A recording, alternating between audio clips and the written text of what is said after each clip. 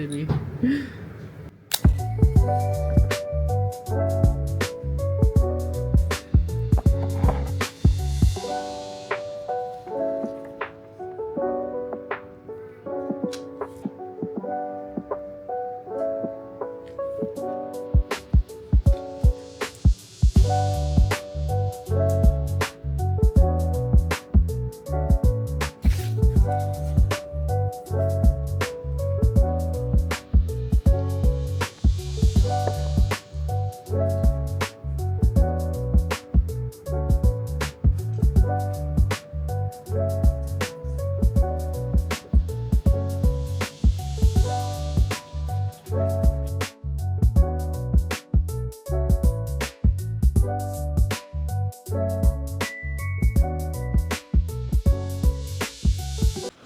I've had this frame in my garage for like the last 2 years, and I've been seeing these memo boards that people have been doing, and I'm like, I have the fabric, I have the frame.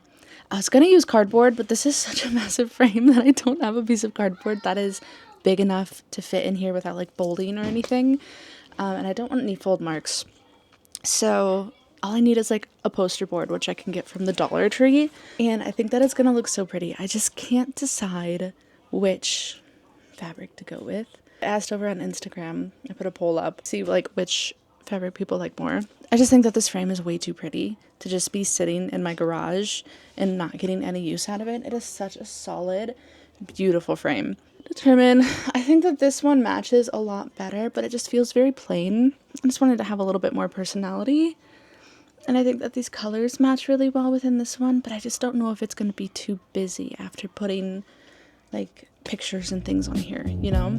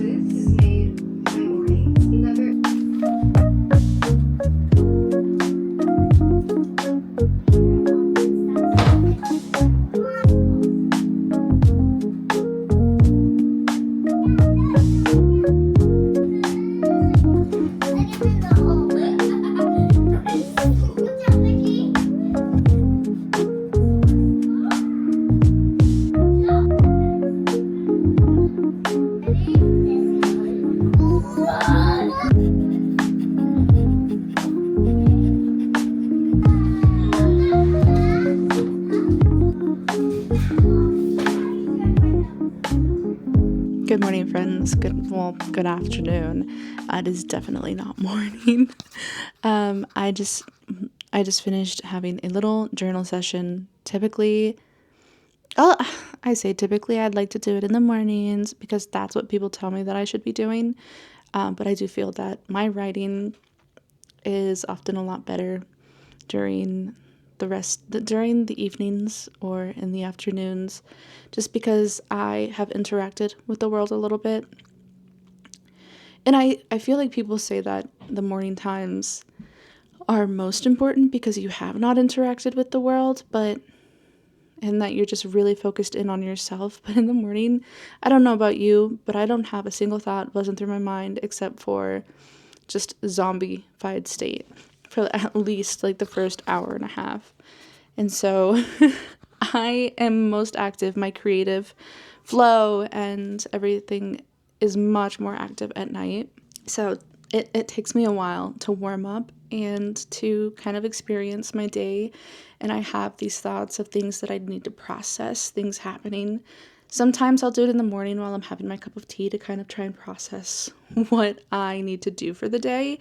But more often than not, I do find myself journaling in the evenings or at night, just to kind of like get everything out and express emotions that I've been feeling all day, and processing events that may have happened.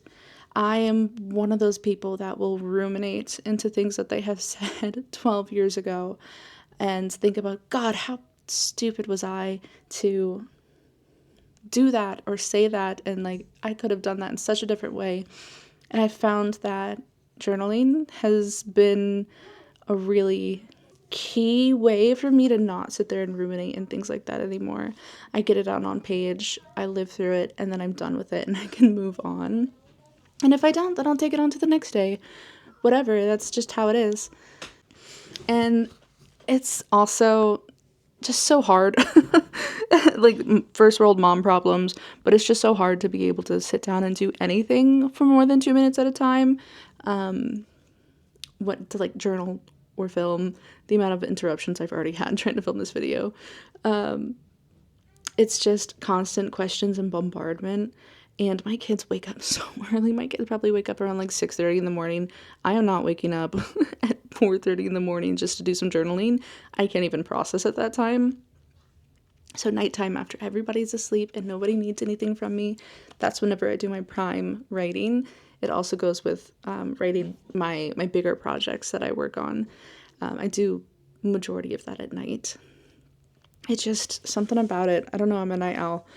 I've tried to be morning bird, and it's just not me. Although I do find that in certain circumstances, I can wake up in the morning with the sunrise, and I do feel very profound thoughts, and I do enjoy it. But that's typically whenever I don't have a lot of responsibilities, whenever I am on vacation, or just like away from my home and staying somewhere else, I like to wake up that early time. And because my kids typically sleep in a little bit longer, and I also just don't have the burden of things that we have to do every single day running through my mind. I made a new journal, so I've been using that a lot more. This has sort of been just like my commonplace, it's not really a commonplace.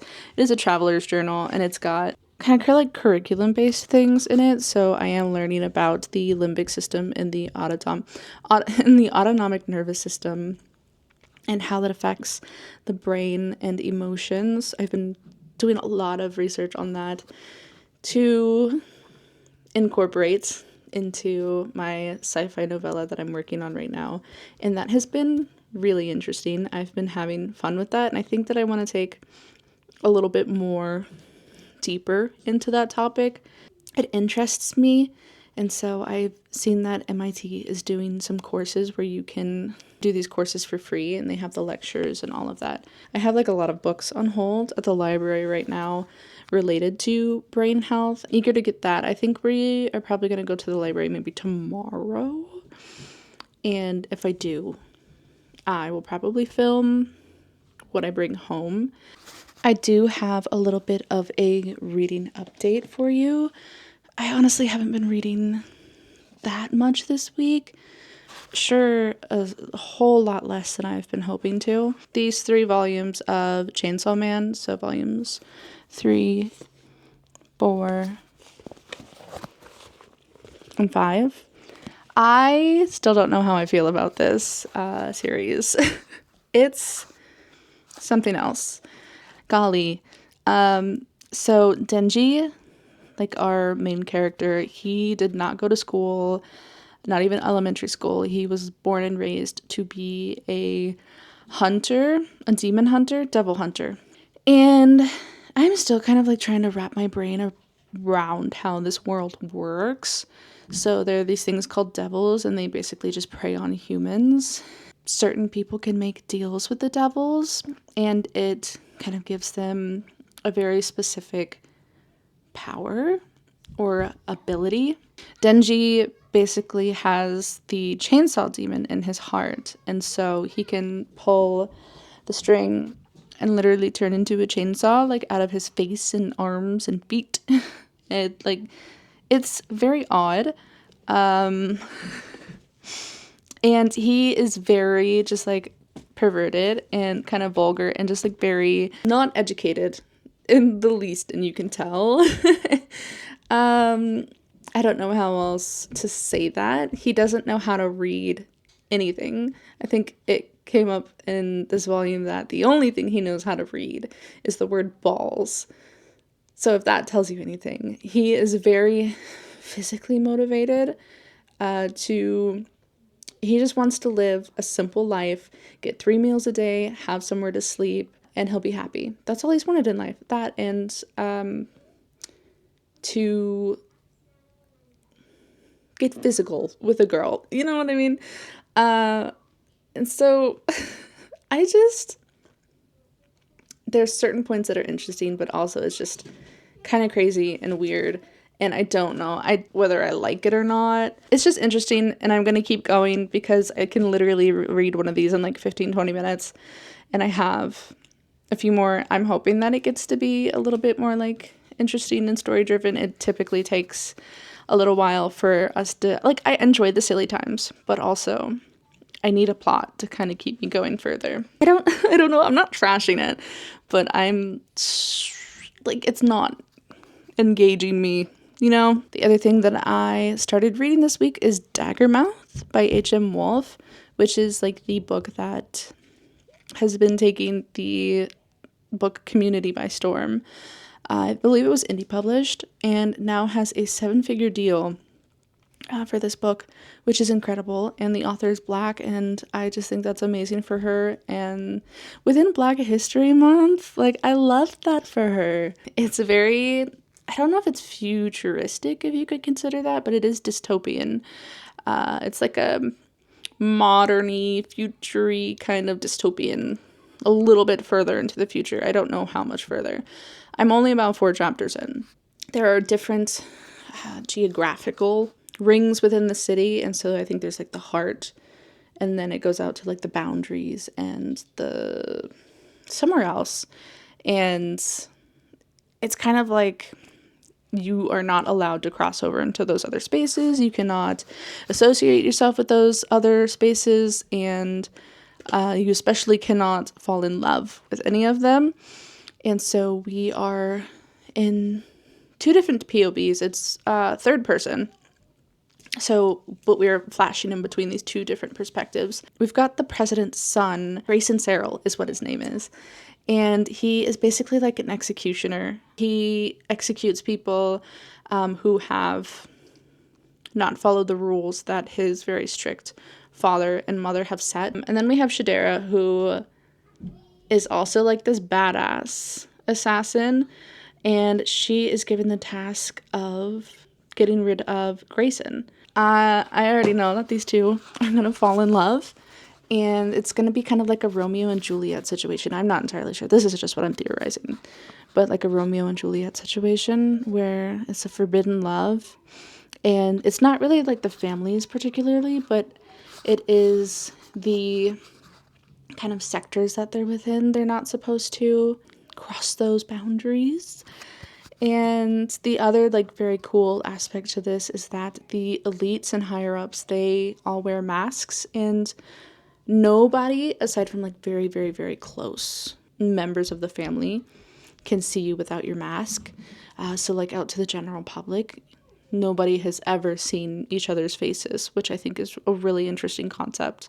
That's where I am. She just got the hit order on him, and he's having like a little family dinner right now, and it's of course like strained family interactions. So I'm eager to get into it. I've been seeing so many people just rave about it. I don't think I've really heard anything negative about it so far. I know that it ends off on a cliffhanger, and a lot of people say that like they got put into a reading slump after they were done reading this book because it was just so good.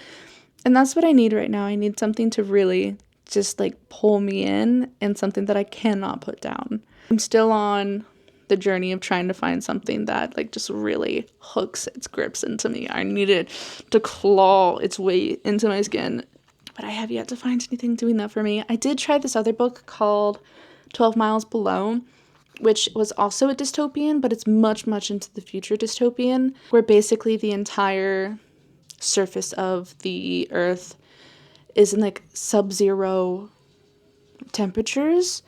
And so people are living underground, and then they'll go to the surface and they sort of scavenge for parts, and they try to find something called frost blooms. And that was interesting at first, but then I don't know, I just kind of fell off of it, and then I switched to Daggermouth. I went from Dungeon Crawler Carl, which I have not yet finished, on to 12 Miles Below, and then to Daggermouth. So all very dystopian. All 3 of them are dystopian. I'd really like to finish Dungeon Crawler Carl. I don't know, I just got like, needed something new, I needed something fresh, and then I heard about Daggermouth, and I'm like, okay, maybe that's what I need, is like some romance to get the fire going. I've also been reading some online webcomics, which is always a good time. That's where I'm at. I've just been like cleaning today and trying to get like my head back on my shoulders, because I've been feeling really funky as of late, and I don't know why necessarily. I'm just like stuck in like this very hazy, weird, foggy mood, and I just want to get out of it. So I just got back from the library, and I wanted to share some of the books that I picked up with you. Some of them are fun, just like fun reading books, and then other ones are a bit more kind of heavy hitters, that are research books. And so I just figured I would share all of them, because I know that a lot of you as well are like on your curriculum journey, and so these are kind of like curriculum books, but they're also like for research for my sci-fi novella that I'm working on, which you'll understand. Let me just quit yapping and actually just get into them. The first 2 books are Chainsaw Man volumes 6 and 7. I'm still trying to figure out if I like this series or not. Yeah, it's different. And I will keep going until I definitively figure out whether I like it or not. And then the other one that I know for a fact that I do love is a new release. It's Omniscient Reader's Viewpoint Volume 9. I've been waiting for this to come out. I think that all of the new volumes are slowly trickling in like every 2 months. And so I'm at the point now where I don't know what's going to happen or what's going on.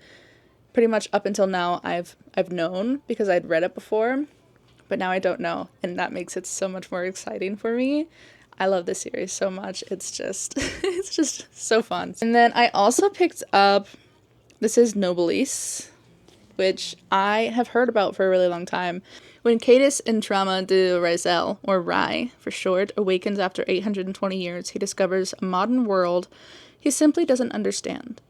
Once an extremely powerful member of the nobles, a race of nearly immortal and powerful creatures, Rai decides to start again as a student at Geiron High School. Founded by his former servant, Frankenstein, who is somehow still alive after all these centuries. Frankenstein's goal is twofold.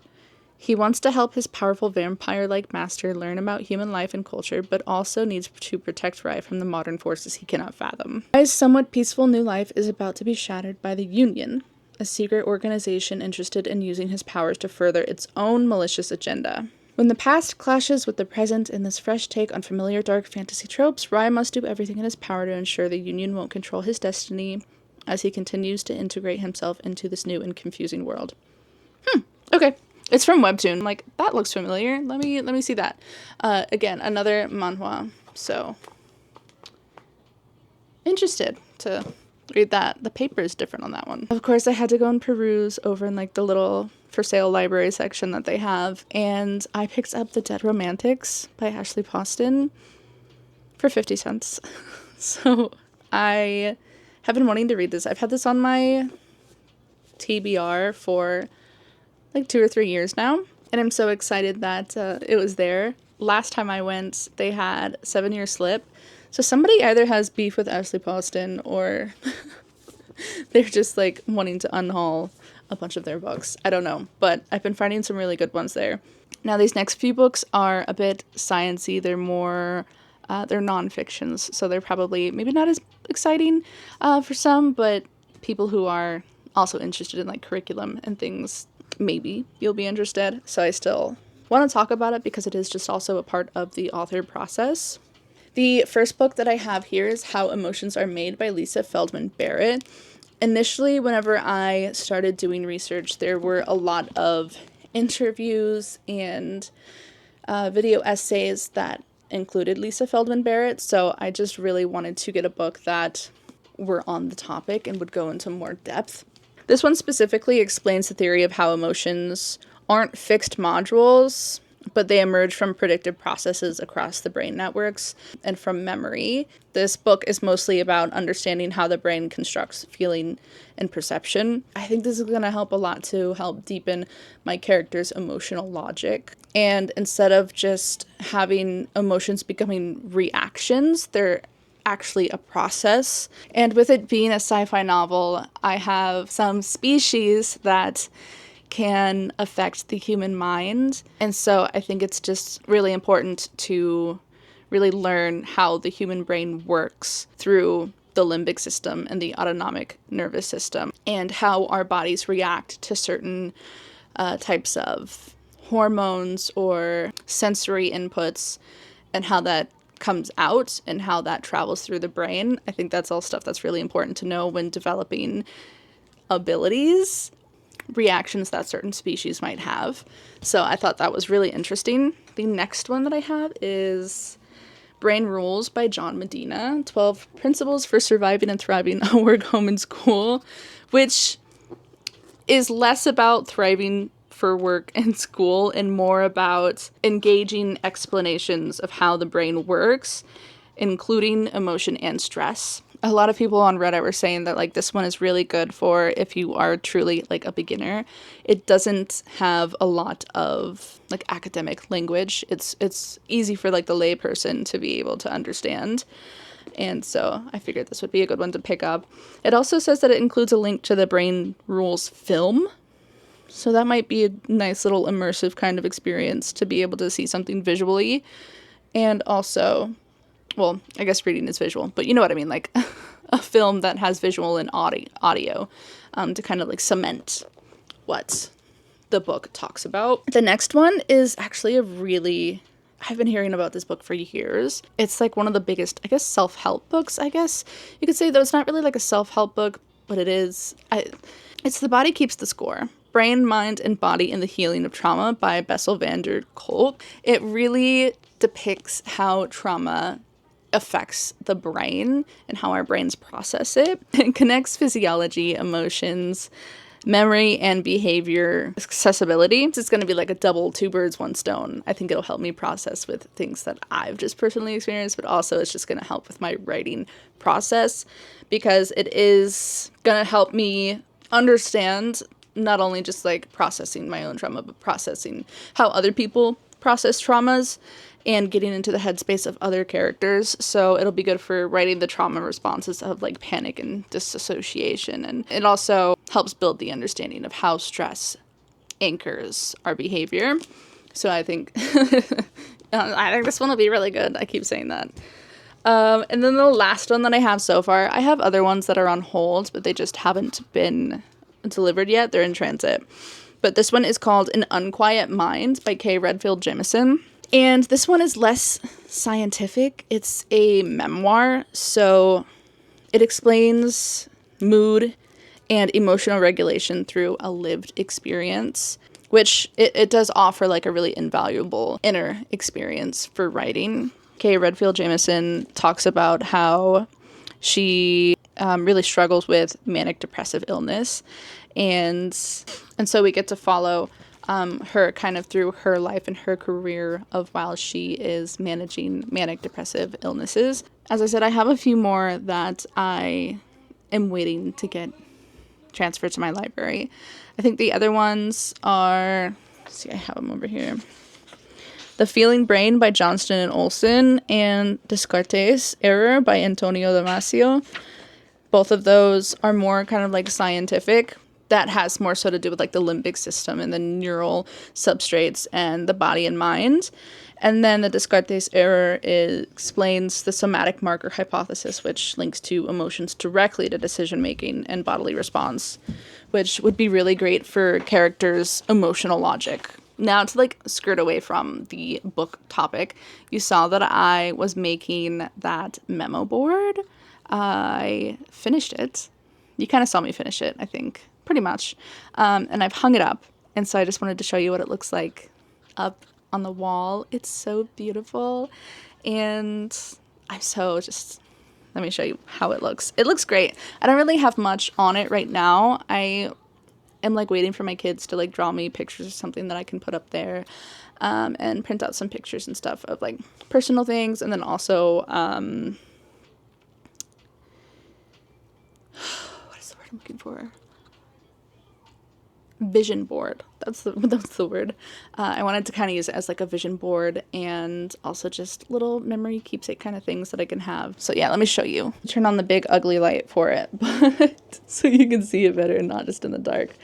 But this is what it looks like. So pretty.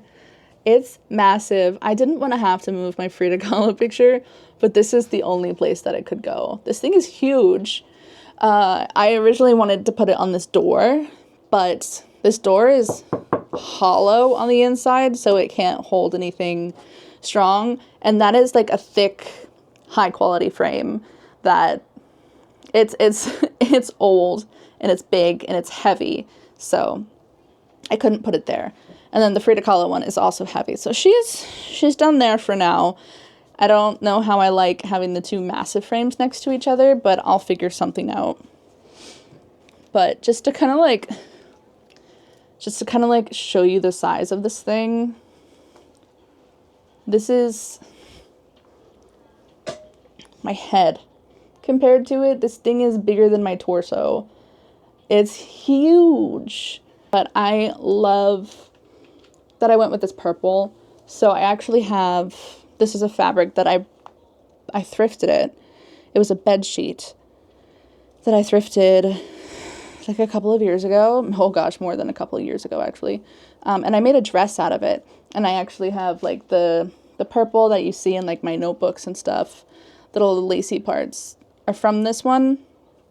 And I decided to go with this one and not the floral one because I thought that the floral would just be too busy and overwhelming whenever I put things on here.